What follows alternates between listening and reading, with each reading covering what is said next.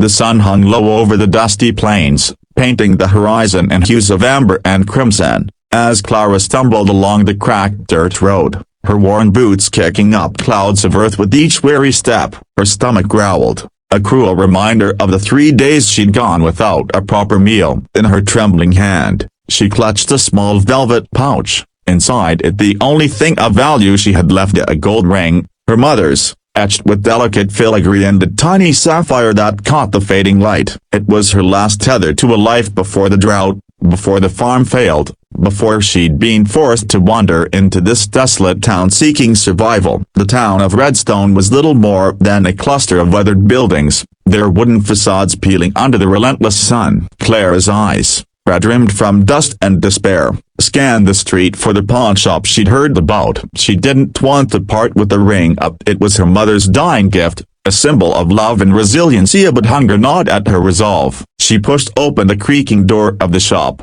the bell jingling faintly. Inside, the air was thick with the scent of old leather and metal. The pawnbroker, a wiry man with a calculating gaze, looked up from his ledger. Clara hesitated, her fingers tightening around the pouch. "I need to sell this," she said, her voice barely above a whisper, as she slid the ring across the counter. The pawnbroker's eyes gleamed as he inspected it, muttering about its weight and craftsmanship. $10, he said flatly, though Clara knew it was worth far more. Her heart sank at $10 wouldn't last a week. She opened her mouth to protest when the door swung open behind her, and a young man stepped inside, his boots heavy on the wooden floor. He was tall, with sun-bleached hair and eyes that seemed to carry the weight of the plains. "Hold on," he said, his voice calm but firm. "That ring's worth more than scraps." Clara turned, startled, meeting his gaze. He was no ordinary stranger. This was Eli, the rancher's son, known in Redstone for his quiet strength and sharp mind. His presence shifted the air in the room,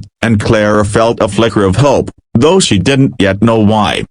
Eli's words hung in the air, and the pawnbroker's face twisted into a scowl, his fingers curling protectively over the ring. "This ain't your business, boy," he snapped, but Eli didn't flinch. He stepped closer, his shadow falling across the counter, and Clara noticed the way his hands, calloused from years of ranch work, rested calmly at his sides. There was no aggression in his posture, only a steady resolve that made the pawnbroker shift uncomfortably. Clara's heart pounded as she didn't know this man, yet his intervention felt like a lifeline. "That ring," Eli said, glancing at Clara, "it's not just gold, is it? It means something to you." His voice was soft, almost reverent, and Clara felt a lump rise in her throat. She nodded, unable to speak, her mind racing with memories of her mother slipping the ring onto her finger, whispering, "This is your strength, Clara. Never forget." Eli turned back to the pawnbroker. "Gold isn't what we value here," he said, his tone carrying an authority that belied his youth. "You know that, Amos. You're cheating her." The pawnbroker muttered something about market prices, but Eli cut him off. "She's not selling it, not today." Clara's breath caught. How could he know she didn't want to let it go? Yet, the thought of keeping the ring brought no relief. She still had nothing to eat, no place to sleep. As if reading her mind, Eli gestured toward the door. "Come with me," he said. "My father's ranch isn't far. We've got food, a bed, and no one there will try to rob you blind." Clara hesitated, her pride warring with her desperation. She didn't know Eli, didn't know if she could trust him, but the sincerity in his eyes was undeniable. The pawnbroker shoved the ring back toward her, grumbling, and Clara snatched it up, clutching it to her chest. She followed Eli into the fading daylight, the town's murmurs fading behind them. The road to the ranch stretched ahead, lined with sagebrush and the distant silhouettes of cattle. Clara's stomach twisted with hunger,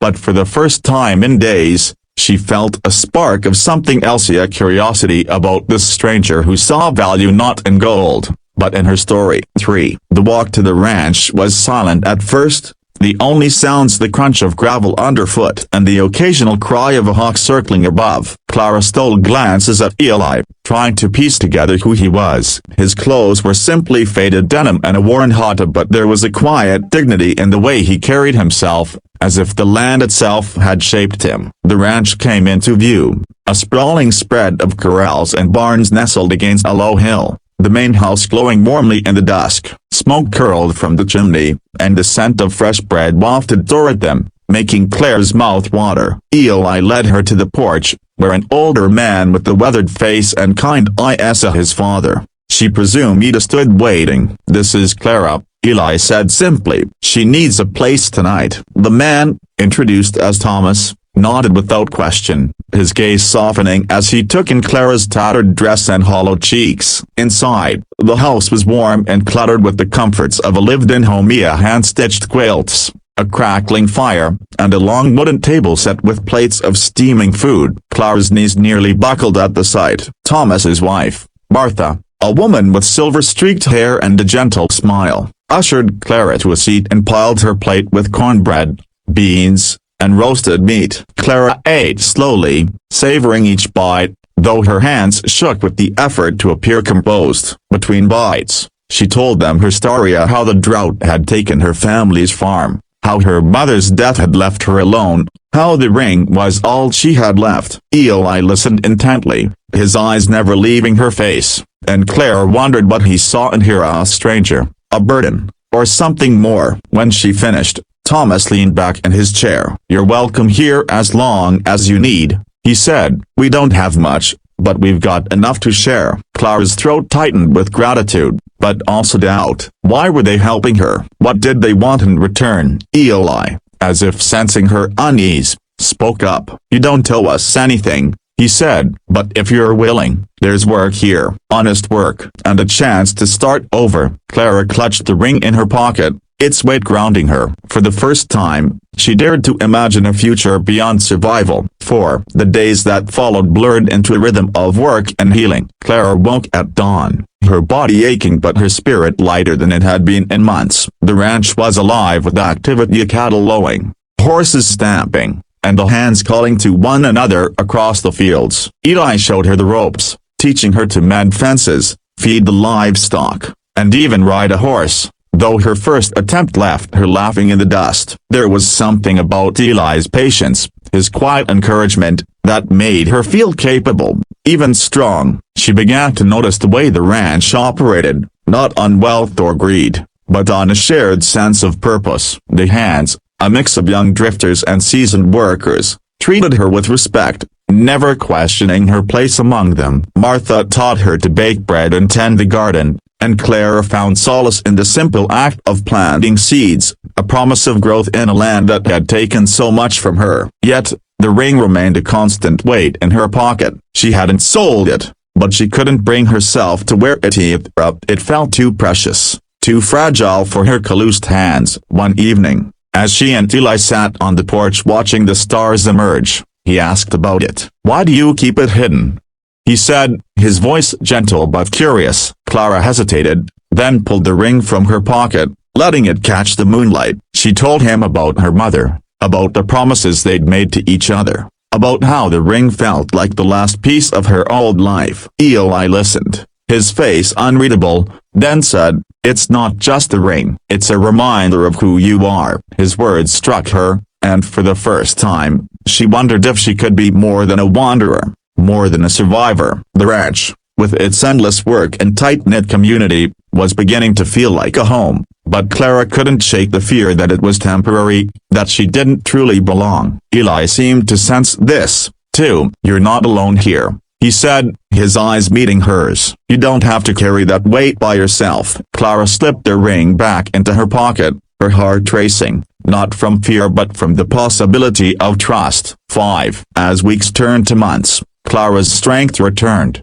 her cheeks filling out and her hands growing steady. The ranch had become her refuge, but it was Eli who anchored her. He was always there, not hovering, but present, whether fixing a broken gate or sharing a quiet moment by the fire. She began to notice the small things about him: the way his laugh crinkled his eyes, the way he spoke to the horses as if they understood him, the way he never pushed her to share more than she was ready to. Yet, the ring remained a secret weight, a tether to her past she wasn't ready to release. One morning, a stranger rode into the ranch, his suit too clean for the dusty plains. He was a land speculator, come to pressure Thomas into selling a parcel of the ranch to a mining company. The hands gathered, tense, as Thomas refused, his voice steady but firm. "This land isn't just dirt," he said. "It's our life." The speculator's eyes flicked to Clara, lingering on her in a way that made her skin crawl. "And what about you, miss?"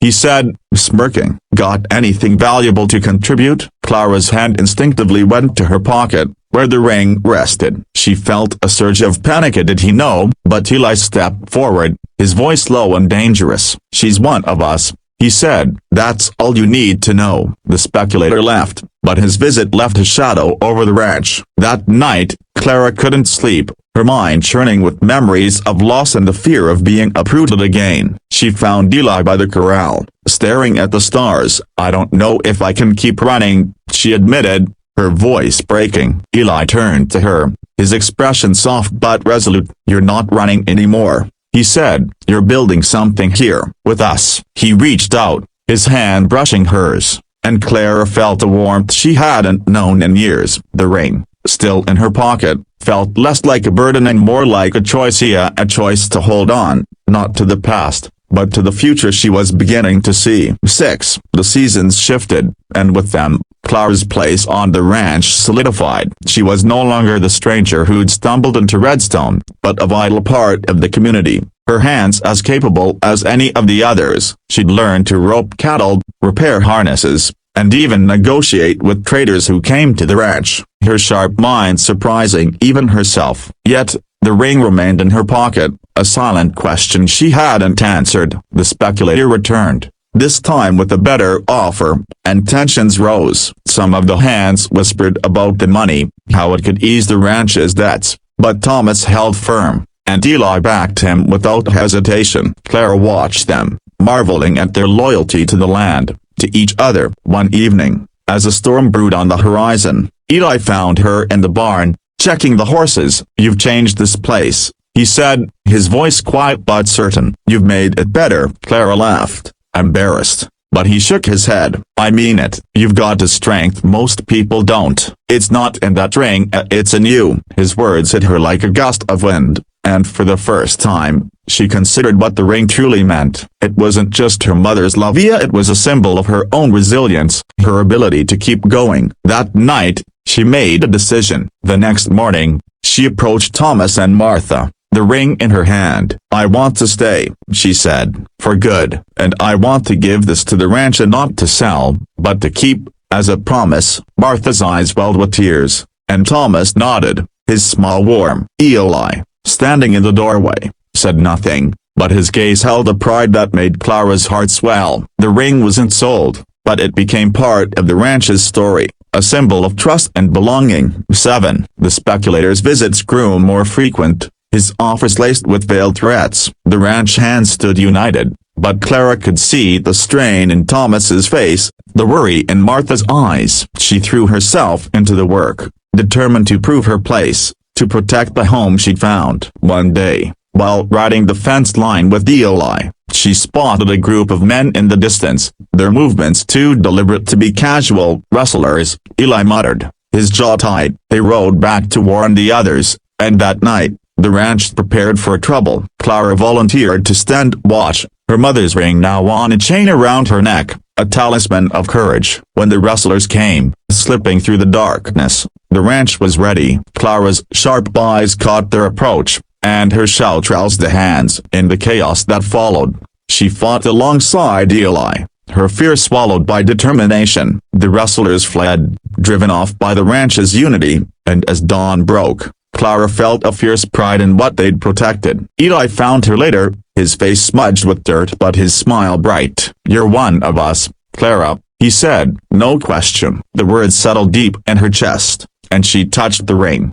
realizing it no longer felt like a weight. It was part of her, just as the ranch was. The speculator's final visit came a week later, his offer now a demand. Thomas refused again, and this time, Clara spoke up. "This land isn't for sale," she said, her voice steady. "And neither are we." The speculator left, defeated, and the ranch erupted in cheers. Clara felt Eli's hand on her shoulder, a silent acknowledgement of her strength. 8. By spring, the ranch was thriving, the fields green with new growth and the herds stronger than ever. Clara had found her place, not just as a worker but as family. The ring, now worn openly on her finger, gleamed in the sunlight, a reminder of her journey from desperation to belonging. Eli had become her closest friend, and though neither spoke of it, there was a warmth between them that promised more. One evening, as they sat by the river that ran through the ranch, Eli took her hand. "Gold isn't what we value here,"